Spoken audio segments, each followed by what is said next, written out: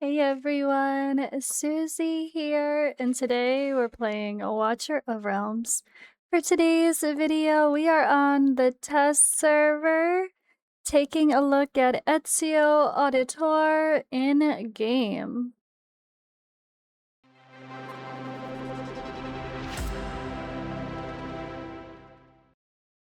Oh, I love the visuals. I am not an Assassin's Creed player, but I've always liked what I've seen when they have collabs with other games I played, like the visuals for Reverse 1999, sorry, I almost forgot, are really, really, really good.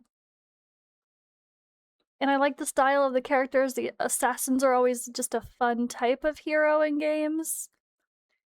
I actually have a hoodie thing that I'll have to wear that I got from another thing, but whatever, I'm still gonna wear it anyway. That's for Assassin's Creed collab, just in Reverse 1999. Don't judge me. But anyway, yeah, amazing visuals. And wow, he pops so well on this screen. Holy crap. So the only critique I think I have is the armor, because at first it looked kind of heavy. Maybe it's very lightweight, meant to be not too bad. Okay, maybe. But it looked a little bulky having all these armor things on a dude who is, like, especially the feet. Maybe it's not too bad again, but for someone who's like flying through the air and being a nimble assassin, I feel like his outfit feels bulky. But other than that, he looks cool. I guess he's a pretty handsome character, to be fair. They don't do a lot of handsome dudes, so I like to see that. It's always the sexy ladies. Let's see the showcase. Oh my gosh. It actually does. I'm on a mobile, fake mobile. So it does it on the screen. That's so cool. Sorry, that was sideways, but you know. Alright, EZIO Auditor, Arbiter, Watcher, Tactician, Normal Damage, the Blade of Firenze. Love, liberty, and time. Once so disposable are the fuels that drive me forward. Alright, so I'm going to give you guys the TLDRs at the beginning of these videos from our testing notes, so it helps you guys understand and prepare for using him in content before we even look at the kit. It might help connect some dots, so I want to start doing this first. Alright, Tactical Master, who can flexibly reposition on the battlefield and perform defense-penetrating assassinations. He possesses a unique assassination mechanic that allows him to instantly deal massive damage that ignores defense with an execution effect.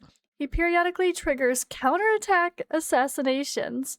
Overall, he is a hero highly suitable for new players in the early and mid-game, while also remaining valuable in the late-game content. In Malrekal's Illusion and Black Sewer, he can independently handle elite enemies in the upper lane.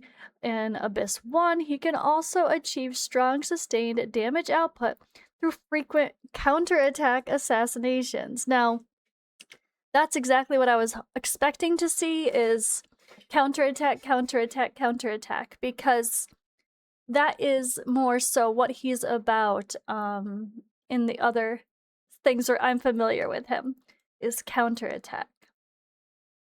I just realized my screen cuts off a little at the top, but I don't think it's going to matter for anything, so we're just going to leave it.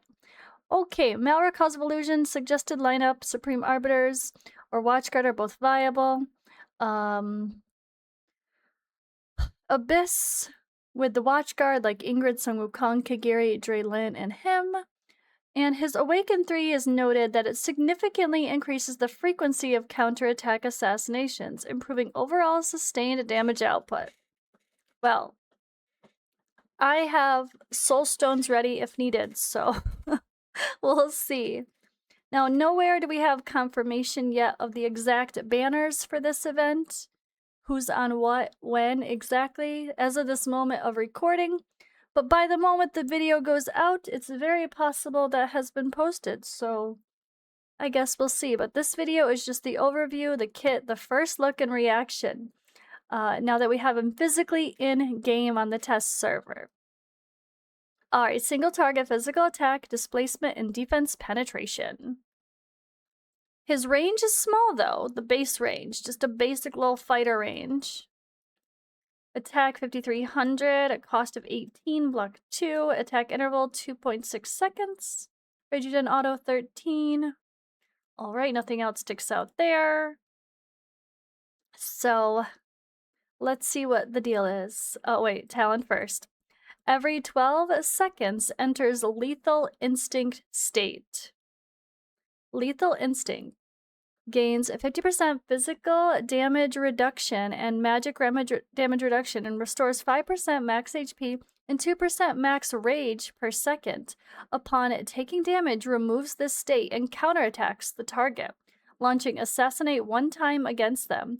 This counterattack can only be triggered when the target is within the ultimate range.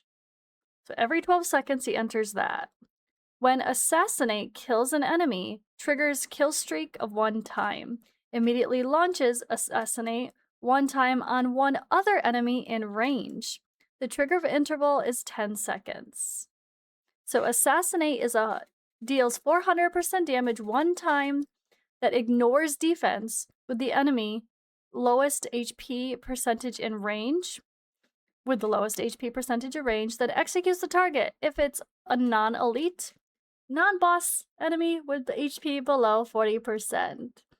Alright, bringing in that execution, good old classic Vierna style, in a creative way. I do expect him to be single target overall, so that's not surprising either. The basic is a physical attack, damage to one enemy, simple enough. The ultimate range, okay, that's this little square around him. Can choose and move to an unoccupied ground tile within 4 tiles, then deal 500% damage that ignore defense to one enemy target with the lowest HP percentage in range, and executes the target if it's a non-elite, non-boss enemy with HP below 40%. For the next 10 seconds, his attacks have a 30% chance to become Assassinate. So he kind of just goes right into that Assassinate state with the ultimate. Very cool.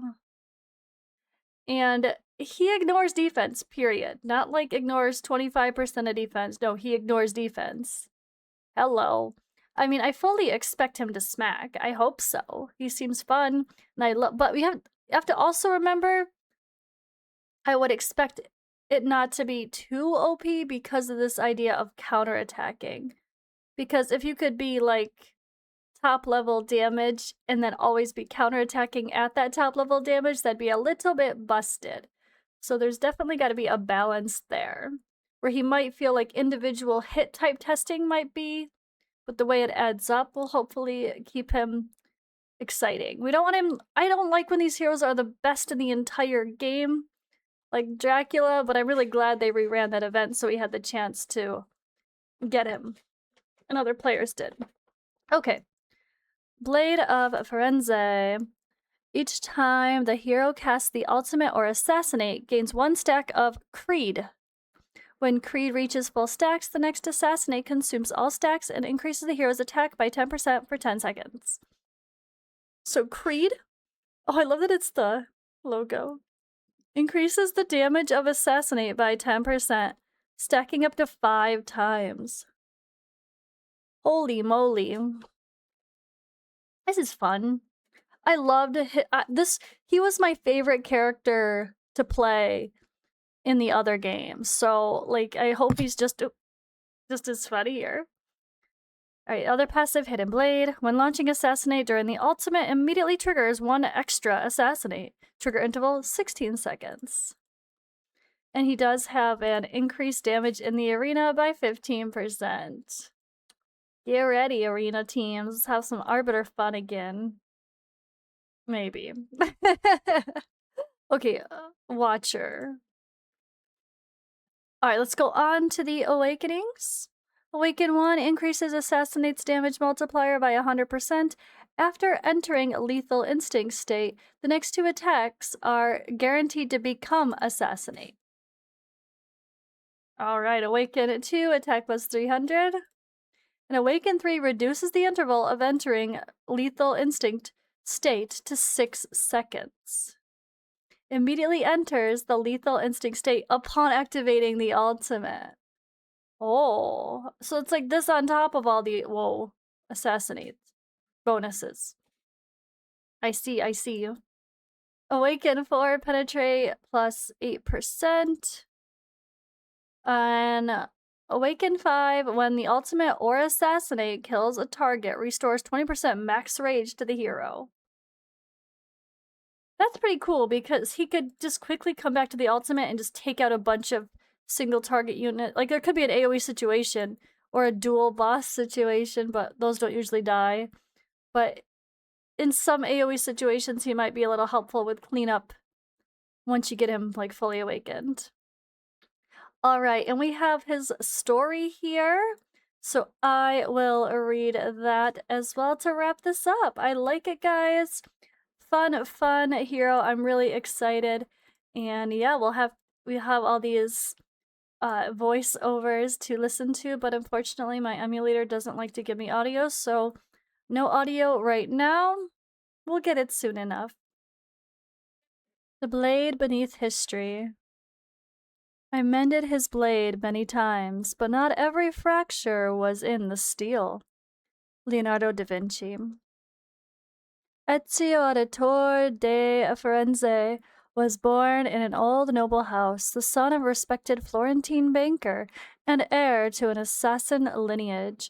In his early years, Ezio knew little of secret wars or ancient creeds. He was proud of his family and quick to defend their name, with a recklessness that made enemies before he understood what they could become.